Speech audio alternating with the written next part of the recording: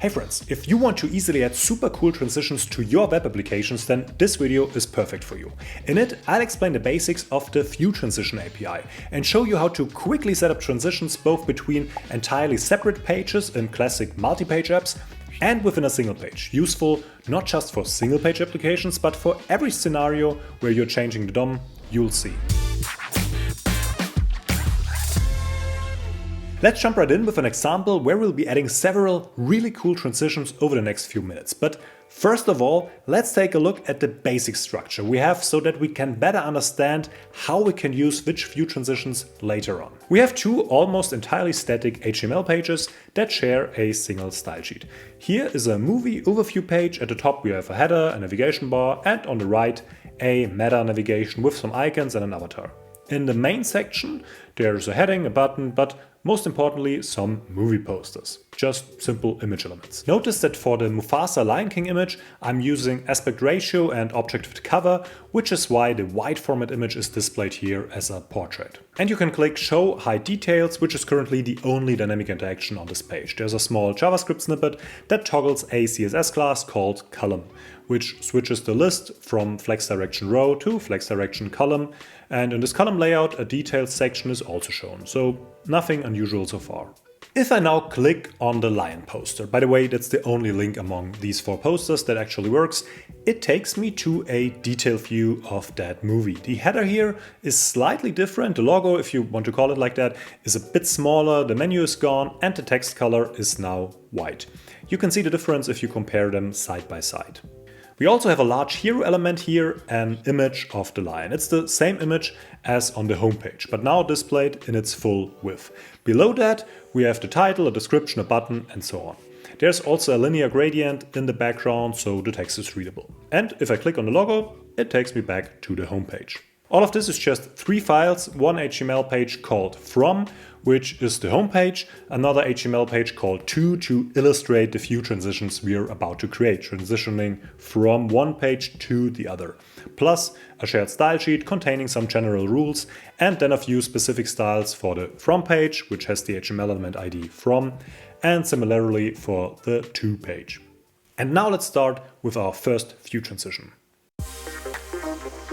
Let's enhance the transition between these two pages using view transitions. We're dealing with two separate HTML documents and a classic link navigation, so this is called a cross-document view transition.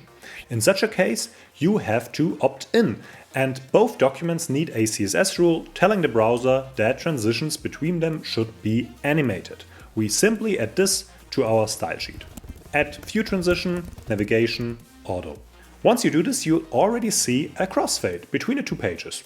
Not bad for a one-liner or three-liner. The crossfade is the default transition the browser applies when you haven't defined anything more specific.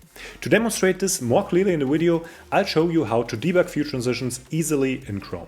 Open the DevTools, click on the three-dot menu, go to More Tools, and then select Animations. You can also pin the Animations tab alongside the ones you use more often, and in that tab you can, for instance, tell the browser to play view transitions at only 1/10 of their normal speed. Now we can see the crossfade in slow motion. Note that it doesn't just work when moving forward, but also when we navigate back. And it's triggered not only by the link at the top, but also by the browser navigation itself. And by the way, if you're now thinking about transitioning from your website to another website that also has cross-document view transitions enabled, that quite sensibly doesn't work. A view transition only works within the same origin, meaning the scheme, hostname, and port all have to match. So this crossfade is a bit boring right now. Let's change that.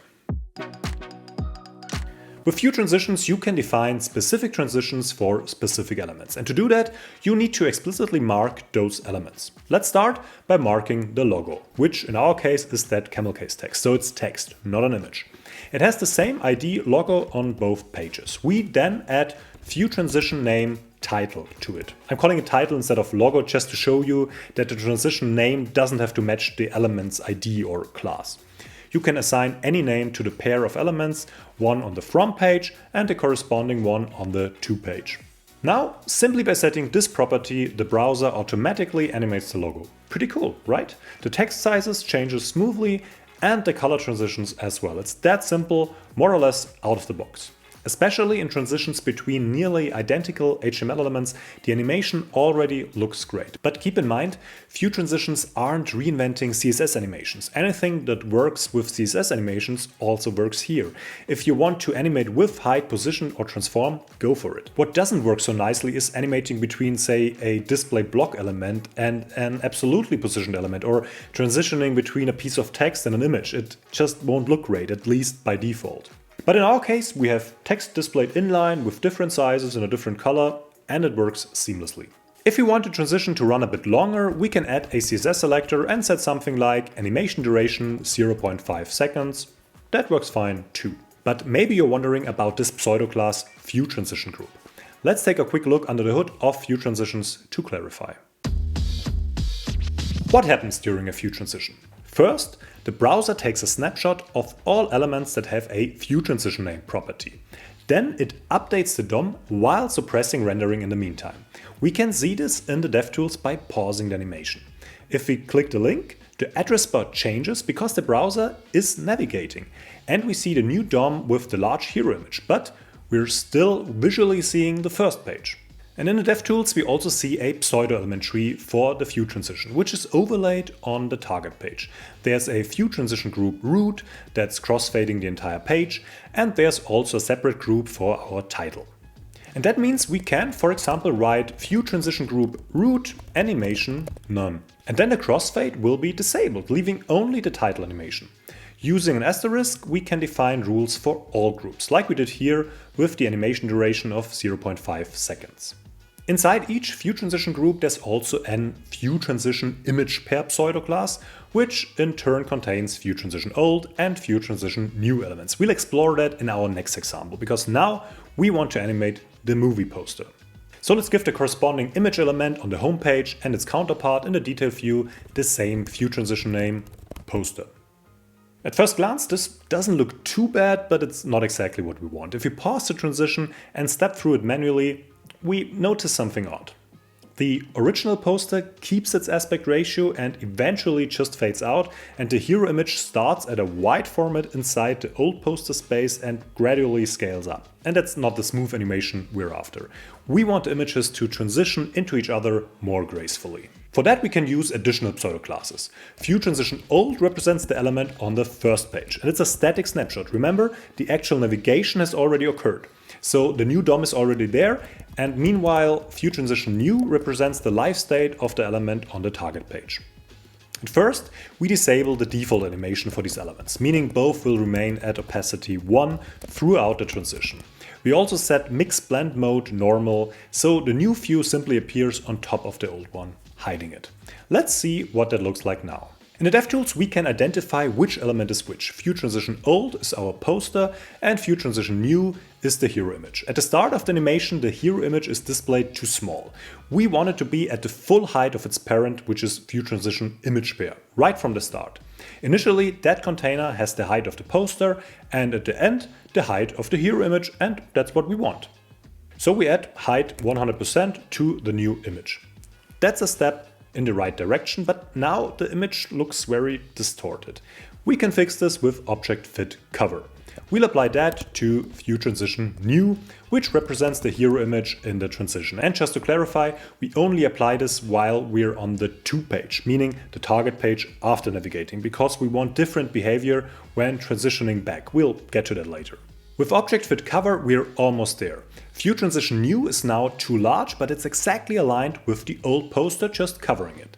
Next, we add overflow clip and the same border radius we use on both the posters and the hero image. And now we've got the animation we want. Perfect. For the return transition, we just need a few tweaks. When we go back to the from page, the poster is quite distorted because it's in portrait, laid over the white hero image. We need object fit contain on view transition new. Meanwhile, for the hero image that's underneath, we use object fit cover. Now the poster transition looks great in both directions. Awesome. If that all was too fast or confusing for you, don't worry. Try it yourself. Familiarize yourself with these pseudo classes. I've linked my example codes so you can experiment. And there's also a link to the official Chrome documentation with similar examples explained in detail. In the next step, we'll do some fine-tuning, and then I'll show you how to use view transitions in single-page applications. While the poster transition looks great, it's now overlapping the title transition for the logo, and also the meta navigation on the right only appears suddenly at the end of the transition. Not a big deal, because you can assign a set index to each view transition group. For example, we can give the poster animation set index 1 and the title animation set index 2.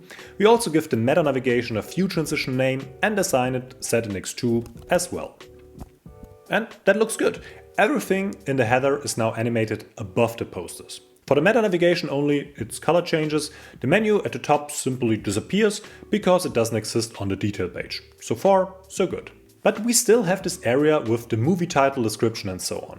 We can also create a view transition for an element that exists only on one page. That's an important concept. You don't necessarily need matching elements on both the from and the to page. If an element only exists on one page, you can still make it appear or disappear gracefully with a view transition. In our case, this area is the main element on the to page, so we give it a view transition name as well. We also assign its group a set index 2, so it appears above the poster animation. And we want this element to slide up from the bottom, so we'll define some simple keyframes. The element starts at opacity 0 and is shifted 40 pixels downward. For the fade out keyframes, we do something similar, but only change the opacity, just to demonstrate that you can have different animations for entering and leaving. We then define these animations in our pseudo-class rules. View transition new movie description gets a 300 milliseconds animation applied in both directions, and we use fade in with a slight delay. Meanwhile, view transition old movie description gets a faster fade out. Let's see how it looks. The result is almost perfect, but during the transition you can see the background shadow overlapping. We can fix that by simply adding overflow clip and a border radius to the group, and that's it. Now we have a really nice transition between these two views. Excellent. But view transitions aren't just for multi-page applications. This example we worked on shows clearly that view transitions can animate the transition between two completely different DOM structures. But a DOM structure can change not just via navigation, but also, very commonly these days, through JavaScript, in, for example, a single-page application. And that's a key point. You can use view transitions to create smooth transitions between different states of the same document, driven by JavaScript. It doesn't have to be a navigation at all, even within a spa. For instance, look at this feature. There's a button that toggles a CSS class.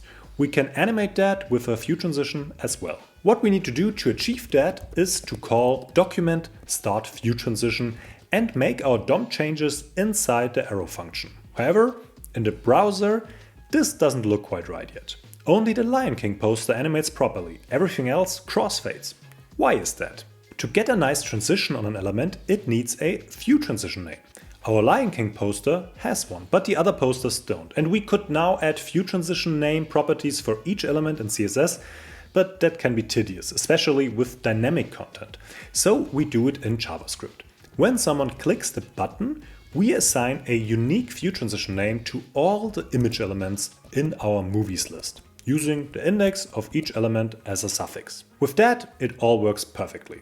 All the posters now animate nicely, and this dynamic assignment of view transition name is something you'll probably use more often in single-page applications or whenever you change the DOM with JavaScript. A quick note about browser support.